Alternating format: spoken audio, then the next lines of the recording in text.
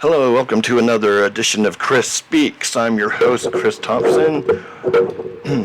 So the last episode, I just did something a little different. I started with a subject matter I was talking on, and I just went kind of freeform with it. So let's try that again. I've got like 300 and something views in like the past like 3 days, and I haven't gotten that much for anything else I've done over years. So let's get into it.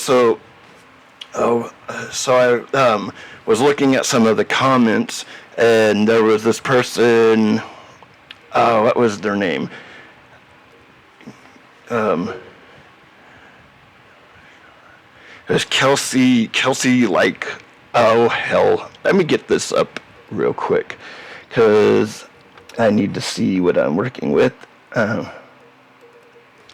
I forgot this person's name. It's Kelsey something. Sorry, I will look you up real quick. I'm not really I haven't really planned this out. Maybe I should have written your name down, but I will look for it. Okay, let's find YouTube. And let's find YouTube. Let's go to my videos. Alright, hold on. Bear with me, guys. Okay, so where was hold on, I'm in the wrong thing.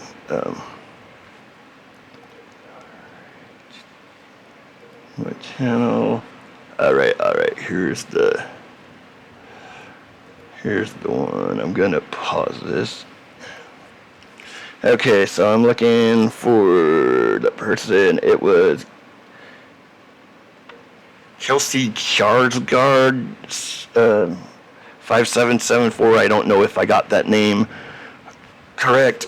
And there's no picture, so I don't know if Kelsey is a man or a woman, but which doesn't matter because I'm working with this thing. Okay, so Kelsey Kjarsgaard, sorry, messed it all up.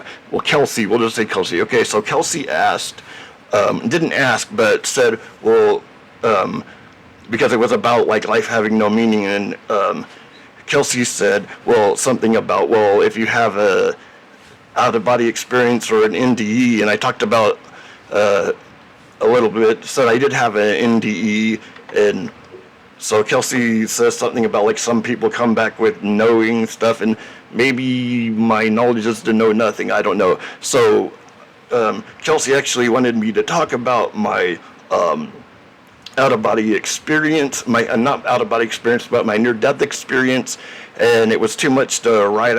Would have to write a damn book just to explain it, so I did a video on it. Okay, so this goes way back. So I'm 48. This was way back when I was 19.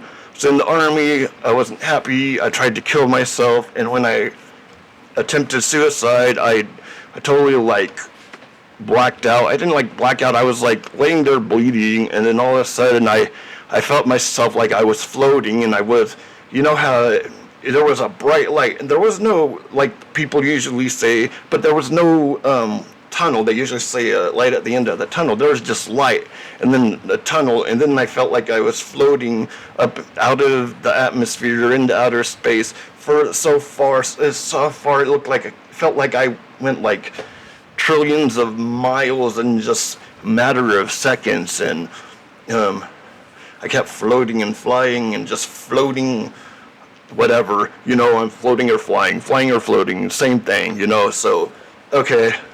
And then the next thing I know, I just feel like I keep going until I'm like in this like bright big star in the center of the universe.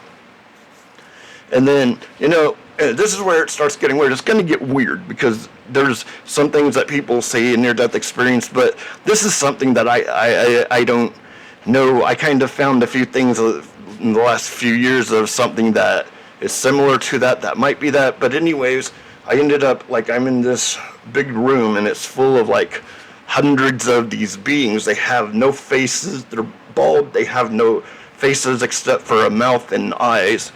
And they're around this sphere of light, and they're taking light from like energy from this sphere and sharing it amongst each other. People that I can feel like negative and positive beings, like almost like good and evil, but I don't want to call the other ones evil.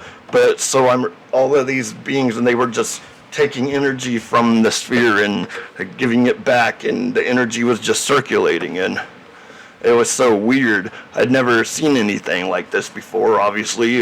If I did, then there'd be something wrong with me. But so I had this imagery, and it didn't come from anywhere, because I was just raised Catholic, and there's nothing Catholic about like these faceless beings in the center. And anyways, I had read later on, the closest thing I could get to what this was that I saw was something called the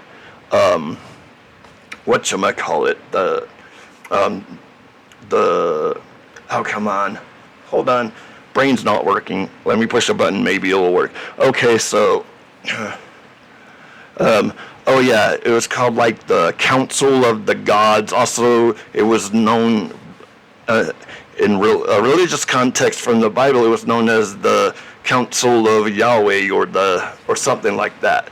So anyways, it's this council of these beings or whatever that are the ones that run everything. I don't know if that's true or not, but what I saw was just this bizarre thing, and it was interesting because everyone was living off of this thing. They were all getting together because they were sharing the energy and all that stuff. And then so I guess I don't have as much to talk about as I thought. Oh, well, maybe I do, because I don't know, because really all the only thing I remember else from that was that I was I later, you know how like they say that your life flashes before your eyes? Well, it wasn't like a flash, because a flash is like one after another after another. It was like everything in my life, I could see it, and it was happening all at once, with no like time in between it. Hard to explain, so I don't really know what to say about it, because this isn't your normal near-death experience. Most people like see their loved ones that are in heaven, and they see angels, and they see this, and I saw something that didn't even fit my worldview at the time. It doesn't even so much fit my worldview now, but I mean, I had known, this couldn't, if it was all in my head, wouldn't I have seen like what I expected to see, angels, or actually nothing, because at the time I didn't really, I don't know, I wasn't so much a atheist, but I was agnostic, so I didn't know what to believe. So it's strange that I would see something like this. And then, okay, so then we go to the thing of my life flashing before my eyes, but it was really like all at once, not a flash. And then I thought about everything, and the one thing I thought about was my nephew Jesse, who was like very little back then. He was like 1 or 2, something like that, when I was in the Army, and it was him that I thought he needed me in my life, and he was the reason that I came back, because I was given the choice. If I could find something that I wanted to go back for, I could go back, or did I want to stay? And I chose to come back and do what?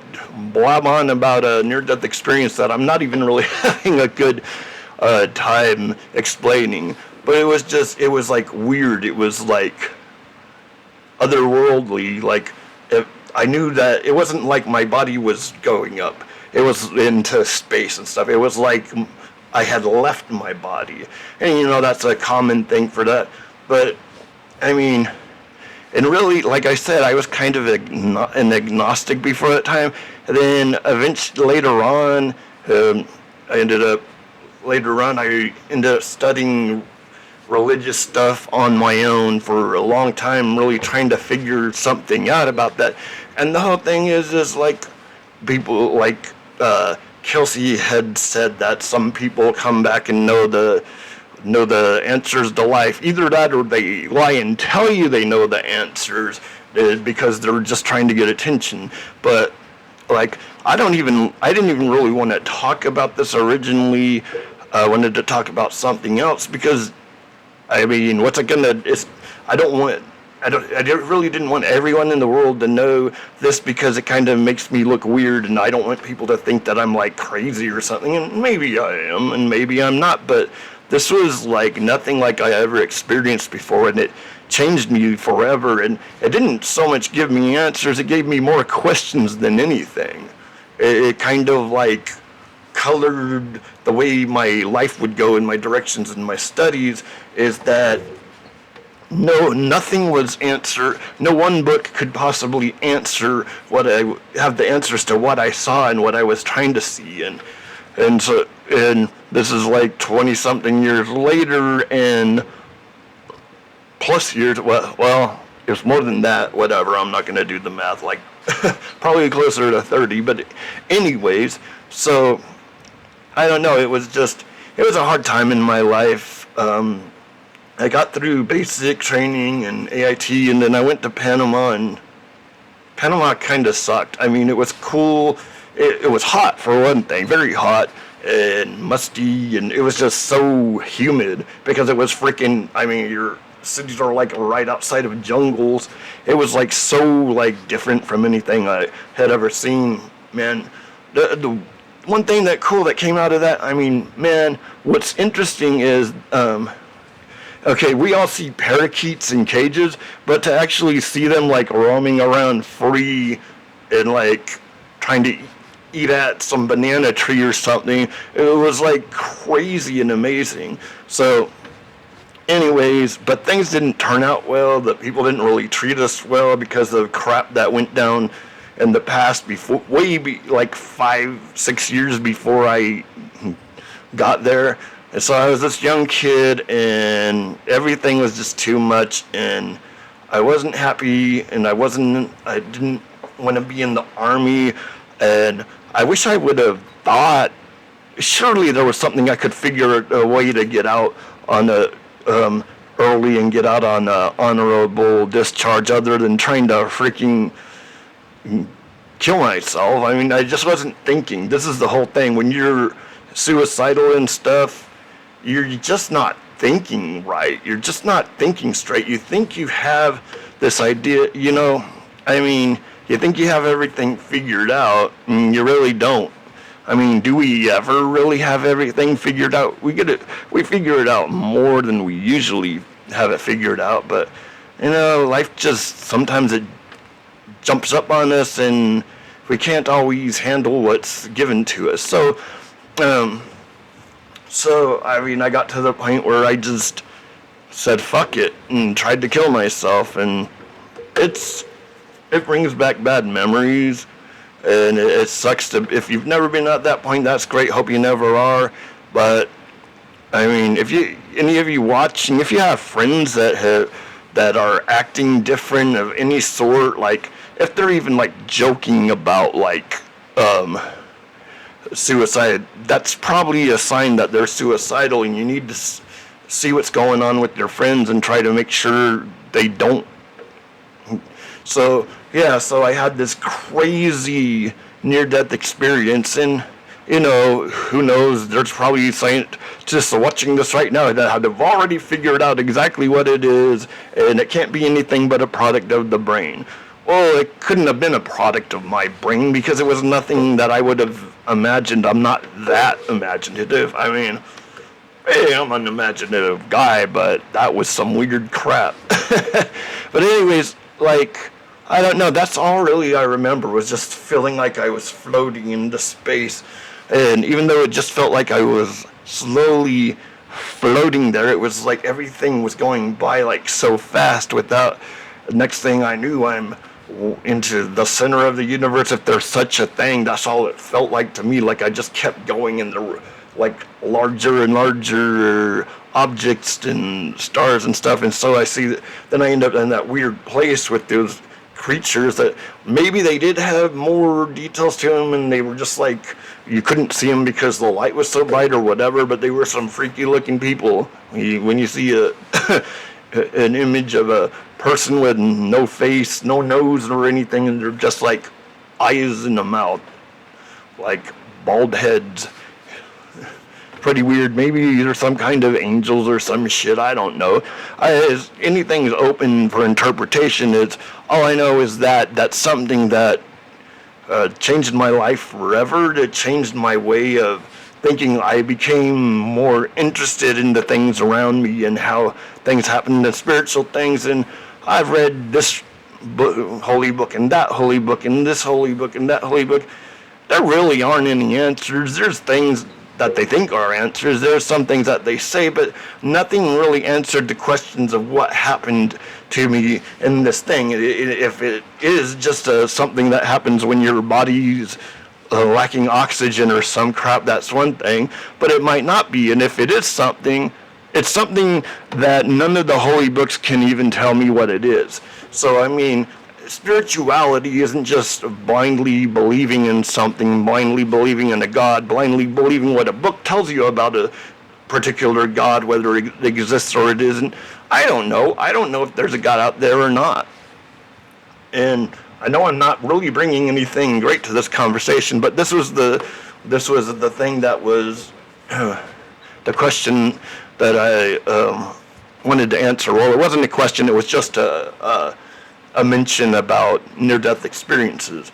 And, like, I don't know, if anything, having that experience gave me this hunger inside to study, to learn things, to find out about different religions, faiths, spiritual traditions, whatever.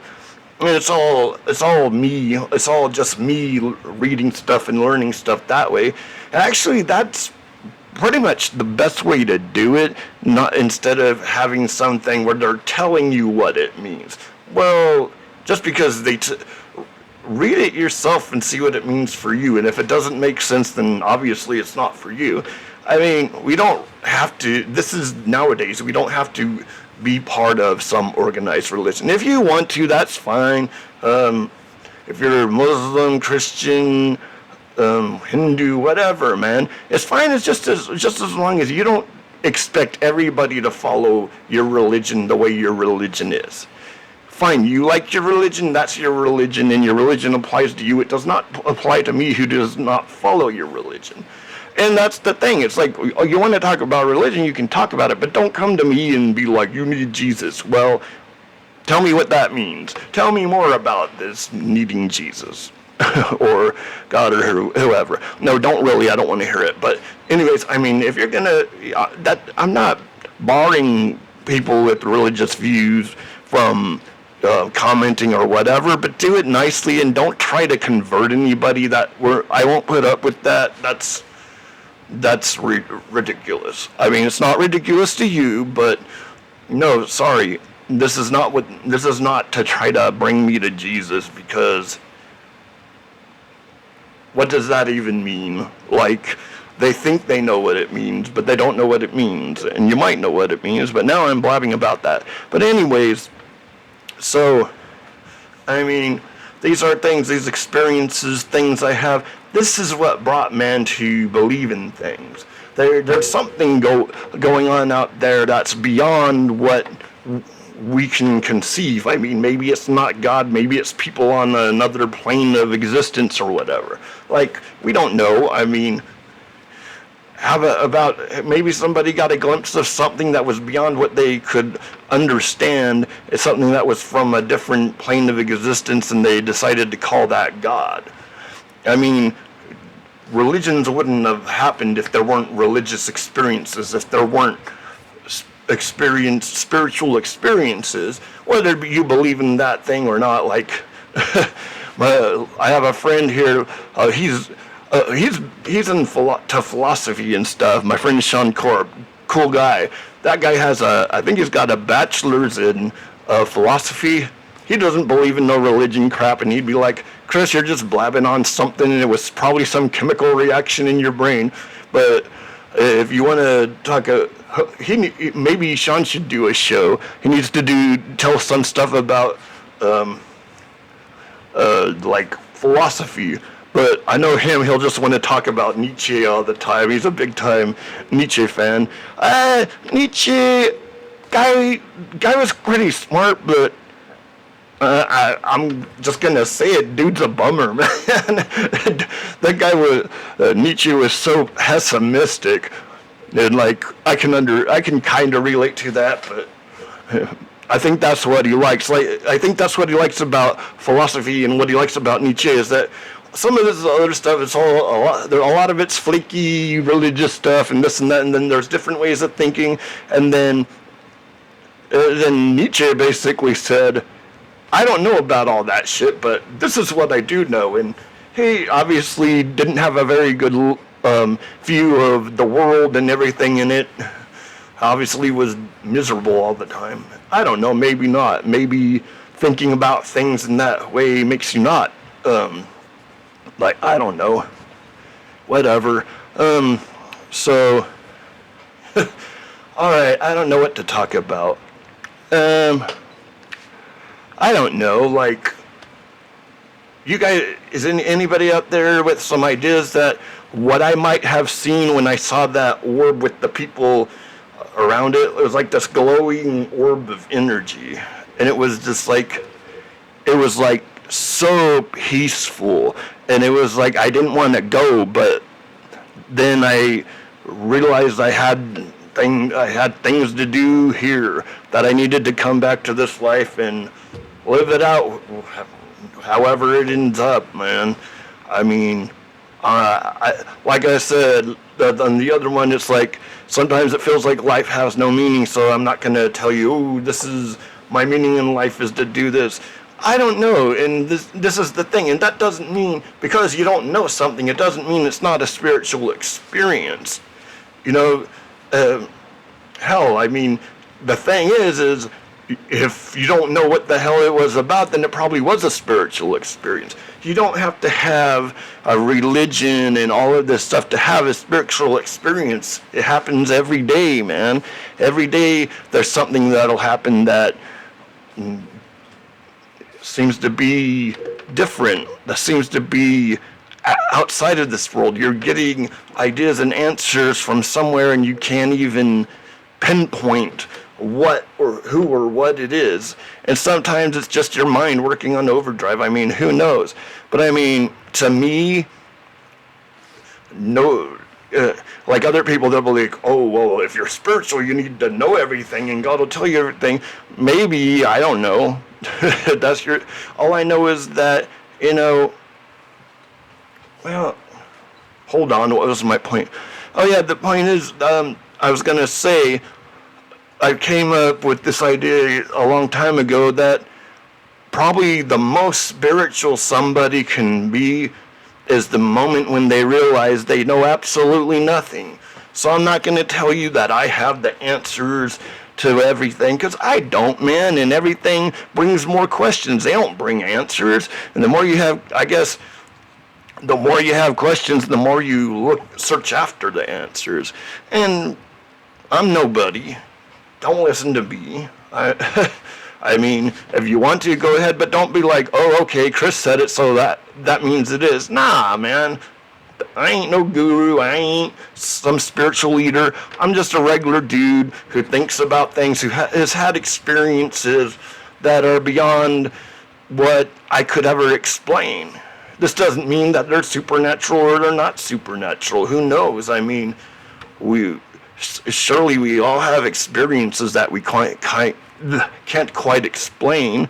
I mean, some people think that then people explain it as, oh, it was God, or it was a UFO, or it was this. I don't know. Maybe UFOs and stuff exist. I believe that there's other life out there on other planets, but the idea that someone could even have the technology to travel that far of a distance in enough time to actually be able to make contact, that to me seems beyond like capabilities of like anything. But I don't know, man. 100 years ago, nobody would have ever have thought that there'd be nuclear bombs and stuff. So and smartphones, well, except the smartphone thing. Freaking what's his name? What was the dude?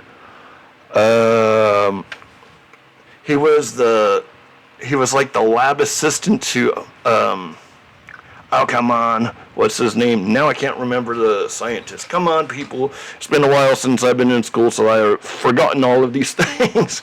Oh, come on. Who made the light bulb? The light bulb dude.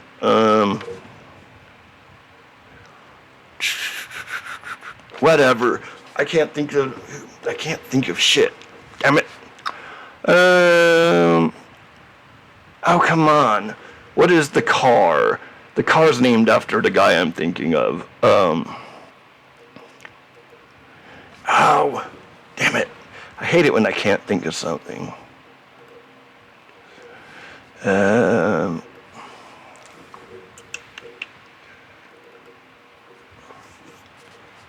Okay, classic brain fart here. What was I thinking of? Okay, well, I can't think of what I was trying to say. So,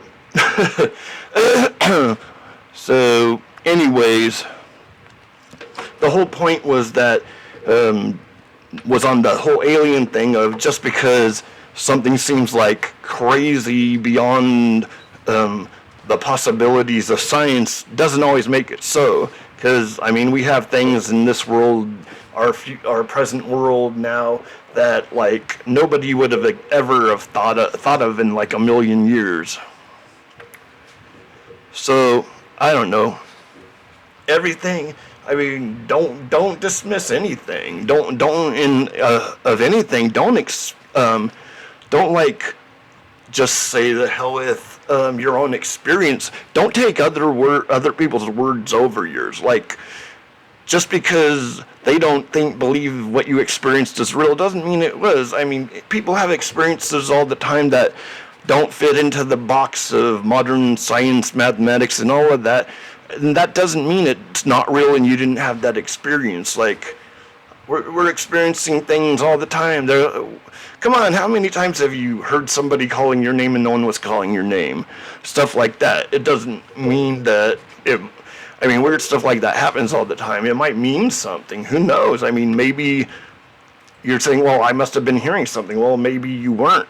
Maybe, I don't know, maybe you were hearing something that cracked through a different plane of existence or some crap like that. I don't know. Whatever. I'm not a expert on that kind of thing. Okay, so I've been going here for a while. I don't really know what else to say about the subject of near-death experiences, except with me it didn't bring answers, it brought questions. And, you know, oh yeah, the person, they also talked about out-of-body experiences. I'm assuming they're talking about whatchamacallit, astral projection. And I've had a little bit of experiences with that, but I just never, I don't know. I never, like, got any, like, serious breakthroughs through doing that, and I didn't really like, I mean, you've got to have, like, a reason, a purpose to do that, not just, I don't know. Who knows? Let me get this off of my screen. So, I mean, so yeah, I believe in science and stuff like that, but I don't believe that just because I have an experience that science can't explain, I don't think that means it's not true. It just means it's something that can't be measured. Well, how can an experience be measured in a scientific, physical way? It's impossible. It's like, I don't know, it's like trying to weigh a dream. What does a dream weigh? It doesn't weigh anything. That doesn't mean it doesn't exist. It doesn't mean you don't have dreams because science can't measure it. I mean, science can't explain how the mind works. I mean, think of that. I mean, and it sucks for us people who have psychiatric issues where we're trying to deal with doctors that, hey man, it's not their fault that psychiatry and psychology is so far behind everything else. And probably, I mean, if there was some way they could understand the mind more, how it works and how the brain even functions, because like a lot of in psychiatry, they're working with medications and they're basically it's a crapshoot, basically, because people, it's not like there's one medicine that works for everyone. People have different reactions to medicine and stuff all the time, so they're just working with what they have, which is not a lot, because for the longest time they just take people with psychiatric problems and just throw them in asylums and experiment on them. So, like, science is so far behind because it can't explain the mind. And, I mean, how do you explain it? How could science possibly explain the mind, explain thinking and working through things with in your head? Like, how could they explain how even what a thought even is? How do you measure a thought?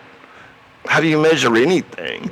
I mean, how do we really know anything that we know is true? Like, I know that I've read that in science that there's such thing as an atom. I've never seen an atom. I'm taking the word of the scientists or whatever that such a thing exists, but I've never seen one. But I'm pretty sure it exists, or at least something close to being what that is. I mean, it makes sense, but I've never seen an atom. And you could go the whole thing with people will be like, how do you know there's a God when you haven't seen a God? Well, I haven't seen an atom, but I'm pretty sure it exists. Like, that's the whole thing about things, is things might not be what you think they are. Don't go don't go paranoid here and go running around crazy, because, I mean, hell, I think most of the things, like, as far as, like, science and all that, now, we don't always know what's going on around in the world if we have to watch shit on, like, regular TV or anything on TV. Even CNN sucks nowadays. It's like you can't get real news, so you don't really know on that plane of existence here. Well, not a plane of existence, but whatever. I don't know. This video's probably crappy, but whatever. This is the best I could do. So I guess I'll end it there. Like, I don't know.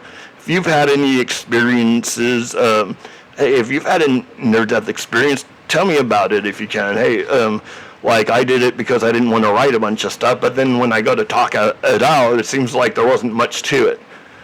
I don't know. It was a long time ago, and that's, like, the best I could remember, and I just felt like I was opened up to a completely different world of possibilities, and I don't know. It's like I saw what I saw for some particular reason, and I don't know what that reason is.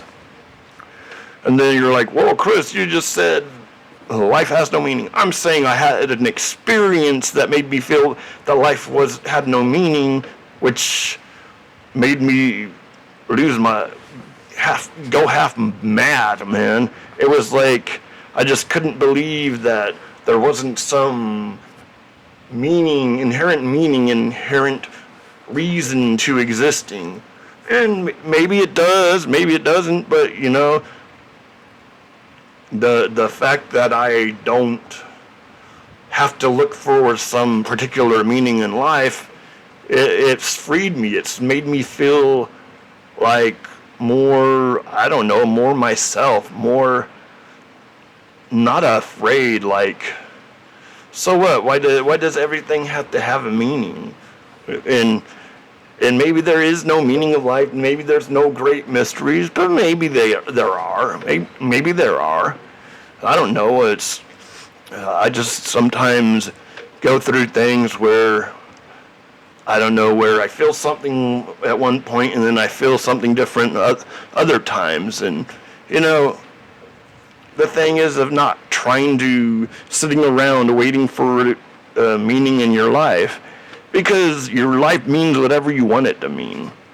I mean, to an extent, obviously you're not gonna get magical powers and fly through the sky, but or anything like that. But I mean, as far as how you see things around you and how you deal with reality in your own way, and I mean, sometimes you'll get those feelings like, I mean, I'm sure a lot of people have gotten to the point where sometimes where they're like, why does anything even matter? Why does anything matter? It's just like what we're just consumers running around like chickens with our heads cut off. And it's like, I don't know, maybe life has gotten so bad because everything's about selling something, buying something. I grew up as a kid that had like all their commercials aimed towards them to brainwash them to buy some cereal they think they need that's just going to rot their teeth. But before their teeth rots, it's good, man. So eat some Captain Crunch, but don't do it because I told you to. Because I'm trying to sell. Because I'm trying to sell ad space in a cartoon that's meant to be a commercial in itself, like G.I. Joe and all that stuff, and He-Man. Man, when I grew up, most of the whole purpose of cartoons were to sell the toy that the cartoon was based on. So our generation and all the generations after us are all just been hijacked. Your brain's been hijacked by the advertisement agencies, man. Because I mean, I took a couple of classes on sociology, and like, man, one of them it showed how like all the psychology behind commercials, the imagery, the colors, and all of that. And it's just like, dude, they're like literally brainwashing us in order for us to buy a product. Like, so how much more easier would it be to brainwash us into seeing reality as a certain way that's been prepackaged and ready for our cells and for us to buy it, you know? It's like everything's about freaking commercials. It's our whole reason to exist. There's going to be a bunch of fucking ads on this thing too, you know? But that's how it is. Everything's about money, money, money. Everything's about buy this, go there, eat this, shut up and give me your money. Or shut up and take my money is what I should say. It's always those moments where you see something you really want and they're like blah, blah, blah, blah, blah, and you're like, shut up and take my money. I think I got that off of Futurama. But anyways, like, so, I don't know. I just like to ramble on sometimes. Probably the last episode was better, but hey, I'm gonna see if this works. Maybe I'll have a better subject last time. Okay, it's just how it is. Sometimes they turn out good and sometimes they don't. But I've been here on here a long time, so I'm not gonna like delete it or anything just to start over again. Nope. You're just gonna have to deal with the crappy video and get the fuck over it. So anyways, I've been rambling on here. This has been another episode of Chris Speaks. I'm your host, Chris Thompson, and I don't know, live long and prosper. Now, actually, I'm not much of a Star Trek fan. I did like the movies, and I did like the new Star Trek things. But when I was a kid, I grew up watching Star Trek: The Next Generation with Captain Jean-Luc Picard. Bald motherfucker. Anyways, that guy was cool. He was like better. See, like people were like, oh, he'd win. That Captain Kirk would beat up Captain Picard. But like, dude, like Captain Picard would set something up to where he could eliminate Captain Kirk without even lifting a finger, man. Because Captain Picard's a smart motherfucker. Alright, but usually, like, that's all the Star Trek I really like, though. Like, I'm more of a Star Wars fan. I don't know why I did the whole Vulcan thing, just to be funny and dorky. Anyways, see you guys later. Have a good day. Whatever.